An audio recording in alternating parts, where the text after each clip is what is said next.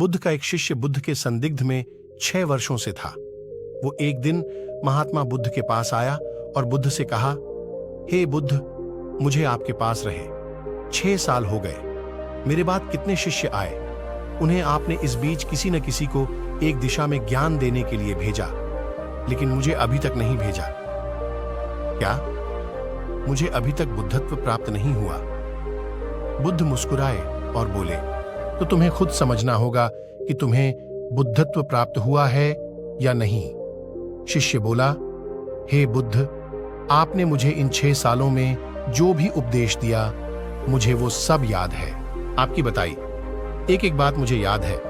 आप मुझसे भी पूछ सकते हैं, मैं आपको हर उत्तर देने के लिए सक्षम हूं। आप मुझे एक मौका तो दे ताकि मैं किसी भी दिशा में जाकर लोगों को आपके ज्ञान के बारे में भी बता सकूं। बुद्ध ने कहा, ज्ञान की बातों को याद रखने से कुछ नहीं होता। जब तक आप उसे अपने आचरण में ना लाओ, जब तक आप किसी भी चीज को अपने आचरण में नहीं लाओगे, तब तक आप दूसरों को नहीं कह सकते कि वो उसे अपने आचरण में लेकर आए। शिष्य ने कहा, जो भी हो, कृपया आप मुझे एक मौका दें। आप मुझ पर भरोसा रखें। मैं सभी को अपने ज्ञान से प्रभावित कर सकता हूं।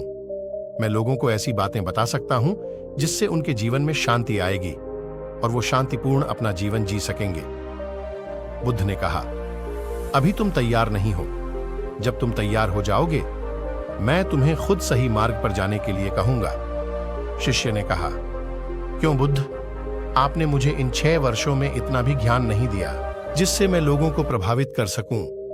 बुद्ध ने कहा, ठीक है, तुम पूर्व दिशा की तरफ जाओ। वहां तुम्हें एक गांव मिलेगा, उससे तुम भिक्षा मांग कर लाओ और वहां के लोगों को अपने ज्ञान से मदद करना। कल सुबह तुम वहां अकेले जाना और शाम को आकर मुझे बताना तुमने कैसे वहां के लोगों की मदद की।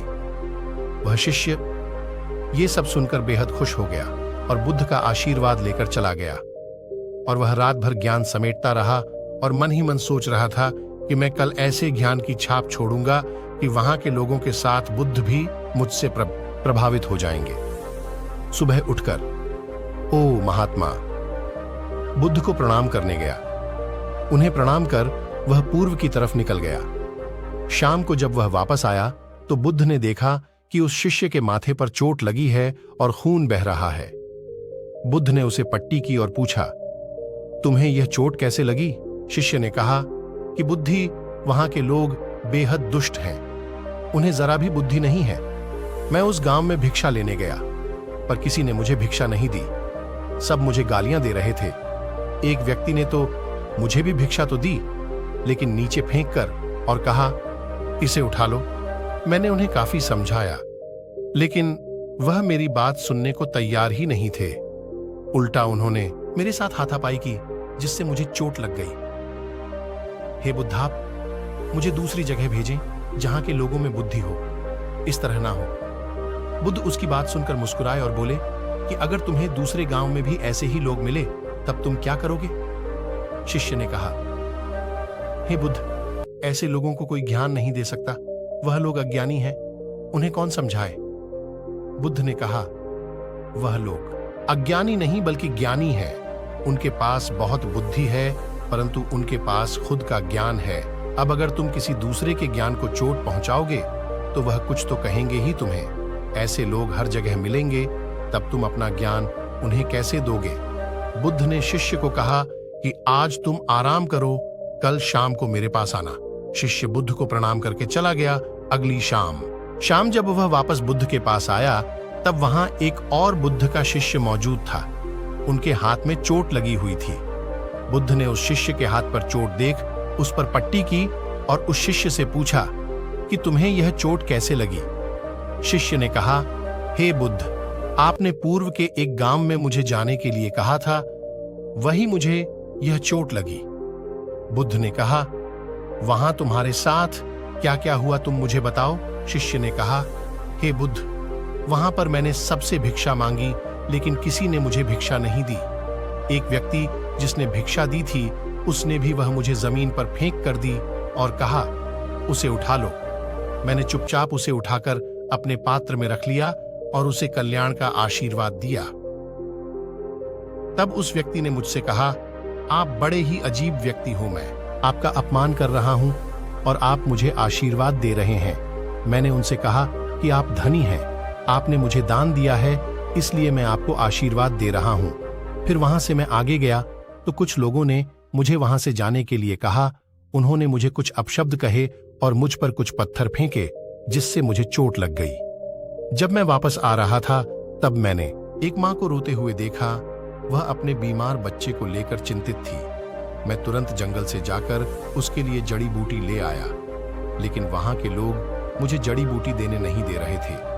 फिर मैंने उनसे विनती की कि वह मुझे उस बच्चे का इलाज करने दें। उसके बाद वो जैसा कहेंगे मैं ठीक वैसा ही करूंगा। फिर जिस व्यक्ति ने मुझे भिक्षा दी थी उसने गांव वालों को समझाए। तब उन्होंने मुझे उस बच्चे को जड़ी बूटी लगाने दी। उसके बाद वह बच्चा ठीक हो गया। फिर गांव वालों ने मुझसे अपने के गए अभद्र व्यवहार के लिए क्षमा मांगी और मुझे धन्यवाद कहा। फिर मैं वहां से वापस आ गया। हे बुद्ध, आपसे एक विनती है। उस गांव के लोग बहुत भोले भाले और सीधे हैं। क्या मैं रोज उसी गांव में जाकर भिक्षा मांग सकता हूं? ये सभी बात वो पहला शिष्य भी सुन रहा था। उसने ये सुनते ही बुद्ध के चरणों में गिरकर कहा कि हे बुद्ध, मैं समझ गया हूं कि अभी मैं उस लायक नहीं हुआ कि दूसरों को ज्ञान दे सकूं। बुद्ध ने कहा, हमें बाहर वैसे ही लोग दिखाई देते हैं जैसे हम भीतर से होते हैं। जब तक हम स्वयं को नहीं बदलते तब तक हम किसी को भी नहीं बदल सकते। खुद में परिवर्तन करना बेहद जरूरी है। कोई भी बात बताने से पहले उसे आचरण में लाना बेहद जरूरी है, क्योंकि आचरण में लाई हुई चीज को बताना समझाना बहुत आसान होता है और उसे लोग बेहद आसानी से अच्छे से समझ पाते हैं। दोस्तों, हम सभी को ऐसा लगता है कि हमने जो कुछ भी सीखा है वह हमको दूसरों को सिखाना चाहिए, लेकिन हम जाने अनजाने में दूसरों को सिखाने के चक्कर में हम कभी-कभी गलत साबित हो जाते हैं। तो इसलिए दोस्तों, अगर आप किसी को भी कोई भी सुझाव देने के लिए जाते हैं, आप कोई भी चीज सिखाने के लिए जाते हैं, तो सबसे पहले आप उस कार्य को संपूर्ण रूप से और सही ढंग से अच्छे से सीख जाएं। और आपको जब यह पक्का प्रूफ मिल जाए कि अब मैं इस कार्य को संपूर्ण रूप से सीख चुका हूं, अब मैं दूसरों को सिखा सकता हूं, तभी आप दूसरों को सिखाने के लिए जाएं। अन्यथा आपके साथ दुर्व्यवहार हो सकता है और आपको क्षति भी पहुंच सकती है। दोस्तों, अगर आपको वीडियो पसंद आई हो तो लाइक एंड सब्सक्राइब करें।